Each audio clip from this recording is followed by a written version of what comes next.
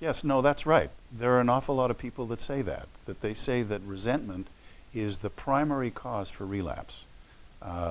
They use different terms for it: untreated resentment or unchecked resentment, burning resentment, you know. And it's true that that's really people that can't get over the hatreds that they have for a parent or a broken relationship or whatever. But you know, I have found that that's not the one. That's not the major one. The major one in my experience is shame. And how one feels negatively about oneself is way more profoundly affecting than resentments are. In fact, resentments are an aspect or a way in which we can mask guilt and shame. And oftentimes it's the underlying aspects of stuck energy that resentments just hold down. And one of the things that I really respect David Hawkins for, and how much I appreciate his map of consciousness as found in his wonderful book, Power versus Force, is the way in which he describes shame as being the closest thing next to death from an energetic perspective that causes people to relapse more and more. And the way I figure how this works is, by the way, shame and depression go hand in hand. They're mutually connected. People that are depressed usually feel that there must be something wrong with them. At some level, they know that they're not okay, that they should be up and moving around. People with deep depression have a lot of trouble getting out of bed. And they're ashamed of themselves because they know that that's not okay. On Hawkins' scale, which is a scale from 0 to 1,000, it's just a relative scale, breaking down the various dynamics of human intelligence, which is why I call the term, map of consciousness doesn't work so well for me, so I've changed that around to call it the field of energy intelligence. We're always somewhere in our own field. Our attention, whether we're aware of it or not, is always somewhere in that field. And when we happen to be down and our attention is down in shame, we have no life force energy. We can't get anything done when we're feeling. We're stuck. I mean, we're stopped dead in the tracks. We can't move. And it's actually so close to dead, I mean, you know, you can understand why that may be happening that way.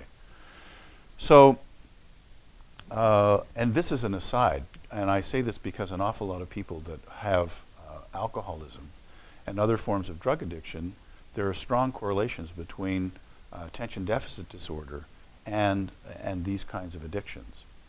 And I have never met a person yet with attention deficit disorder that is not shame-based, that they know that there's something wrong with the functioning mechanism of their brain.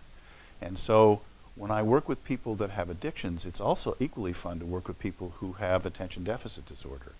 And you start talking to them about how it feels when they go, oh, I can't remember where I did this, or I've messed up one more time, or I didn't get the job done.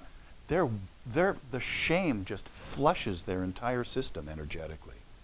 And when you can find a way to change the shame part, then they become much more accepting of the fact that they've got some, you know, glitch in their brain functioning. The brain functioning starts to change. They find other ways of accomplishing things.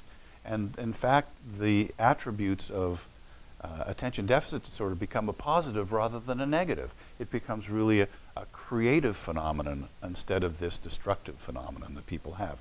But only, at least in my experience, when they've done something to change the shame response. And different applications of energy psychology, whether it's EFT or TAT or matrix energetics or whatever it may be, or Psych-K, there's so many of them. Ho'oponopono is another wonderful one that works great, is that it changes the shame dynamic so that you're no longer locked into that, and you can you take the power away of the shame and you replace it with its polar opposite, And all of a sudden, people aren't having the same reactions to their life experiences anymore. And that then changes their life experiences. And I love this phrase. It's an extraordinary bit of business. So as much as resentments, unchecked anger, not helpful for sure. And when it's just that and clean, you can use energy, psychology applications to change that. But quite often what we find is, when we find someone with a burning anger, we take the power away from the burning anger and we follow the thread. What was the source of the burning anger? And before we get to the source, we find that now there's guilt and there's sadness and then there's shame. And quite often, at least in my experience, particularly working with drug addicts, alcoholics, so on, shame is the root of what's going on. They have a core belief that says, no matter what I do, I can never get it right. Think of that for a minute. That fills one with shame. Get the shame away, then you can start working on the belief, changing the belief, change the reality. You know, Daniel Amen wrote this wonderful book, Change Your Life, Change Your Brain, Change Your Life. There it is, you change your belief, change your reality. And so that's what we're doing, changing the dynamic of shame to its polar, positive, opposite, and people's lives change. It's magnificent.